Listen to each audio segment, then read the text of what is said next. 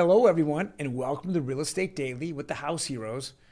Every day we go over the latest news in housing, real estate, and the mortgage market. Today is April 11th, Monday, and we have a lot going on this week that's going to really affect the housing and the mortgage market. Today, we'll go over first a few of the different articles that are out there, and then I'll go over what we're going to see this week and what effects and changes that can happen. And then we'll go over all the rates that actually closed at 5 o'clock on Friday and see where we're going there. But first of all, let's get into it. CNBC this morning, Diana Olick came out and says 30-year mortgage rates hits 5.25. Wasn't it just last week that we had this same exact article at 5%? Now it's at 5.25. Kind of crazy. It's funny that we went about 2.5 years and the mortgage rates were right around the mid to high twos to low threes, and we stayed there for such a long time. Everyone had the opportunity to refi or get in a house with a low fixed mortgage. And then all of a sudden, the last 90 days, we've just been on this rate hike, over hike. And I think it's all to do with the Fed and the way they've decided to tighten mortgage rates, or actually the overnight rate, and it's really affecting the mortgage market. Next bit of news here is the White House says it expects inflation to be extraordinarily elevated in a new report. Well, we all expected this to happen. It shouldn't be any new report. It should be an old report. We expected this the fourth quarter of last year. We're seeing it just on a hyper inflation growth coming in. You know, when the federal government spends money and then closes down pipelines, and then, of course, we've had a war, we have all these things going on, and then the Fed just fumbles away their opportunity to actually do this right by raising rates in the fourth quarter of last year. That's where we're seeing this extraordinary inflation. So this is, again, nothing new that the public is. It's just going to be a shock when we look at the prices of commodities, you know, as well as the price, the inflation rate that's causing the mortgage market to go up. Lastly, here we have the pandemic. This is from Redfin. Pandemic-driven second home boom is coming to an end. It actually ended about a month ago or so. Redfin, you know, catching up here a little bit, but more and more mortgage companies do not want to do anything to do with second homes. The very first thing that goes bad in a bad real estate market is the second home. Nobody wants to pay on it. If you can't actually rent it out or even do Airbnb, what do? You just stop making the payments on it. And then, of course, you're just trying to protect your payment that you have at your house. So with that being said, this is something that happened back in 2007, 2008, 2009. They're just being more aggressive. You know, the mortgage companies are more aggressive at stopping this. So we're not seeing, many mortgage companies even at all going to put out rates whatsoever, or put any kind of rates out for second homes. This leads me into what's going to happen this week. The CPI will be coming out tomorrow.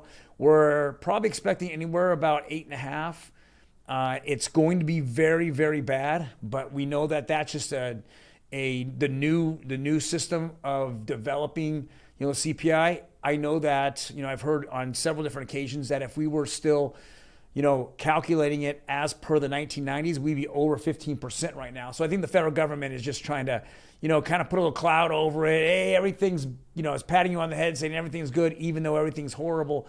This is going to affect this week. And the Fed also coming out last week, and probably in the next few days are going to confirm it, that they want to sell $95 billion of treasuries every single month. Well, if you look back at the last, 3 or 4 years, they're the only ones buying treasuries, or the majority of buyer of treasuries. Now, if you take them out of the market and they're selling them, we might see a real jump in rates here. I mean, hitting to the mid 6s to 7s, because they're the only ones that are out there. They have $9 trillion on the books, that they've put out in the last, couple of years, and now they want to get rid of it, thinking that's how you're going to curb inflation. We're not seeing that. I think the first step to curb inflation is to reopen the pipelines here and make America, back to being self-contained with oil and gas. That's the number one thing. That's what Biden did the first few days he got in office. He just shut everything down, doesn't want to give out, leases on government land, and it's just really, really hurt our economy, and it's caused major inflation. There's no ifs, ands, or buts about it. Then he turned around and he signed off on the Russian pipeline, which Ted Cruz and former President Trump had blocked, so the Russians wouldn't be receiving any oil and wouldn't be able to resell it, and then cause this whole war machine that's turned into a war over Ukraine. So it's kind of been, self-inflicted wound here, and we want to get out of it. But at this point, Fed has just not been on top of their game, and it's just going to hurt. So this week's going to be a huge week. CPI numbers. Then of course you're going to have all these Fed, chairmen come out, and they got to just talk their own FUD all day. So with all this being said, we're just going to see a very, very rough rest of the week. And then, of course, we're looking at Optimal Blue here. It's the rates as of 5 o'clock on Friday. Conforming rates have just gone up 6 basis points to 5.12. So conforming is conventional.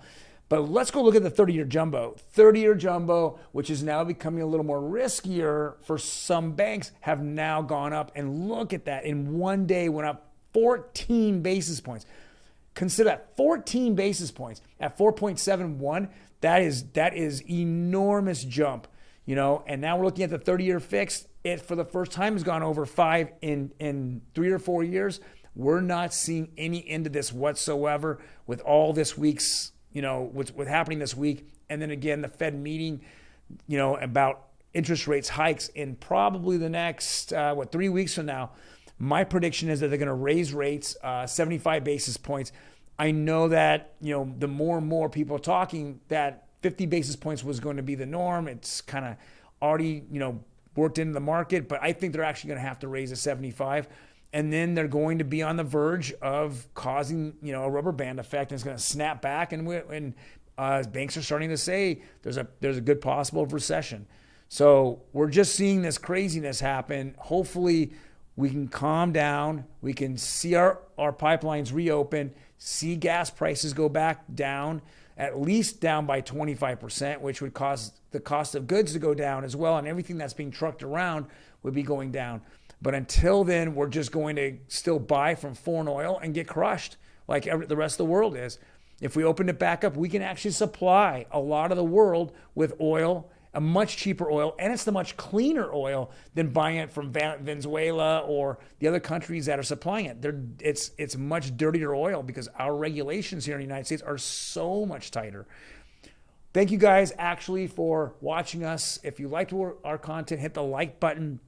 Otherwise, hit that notification button.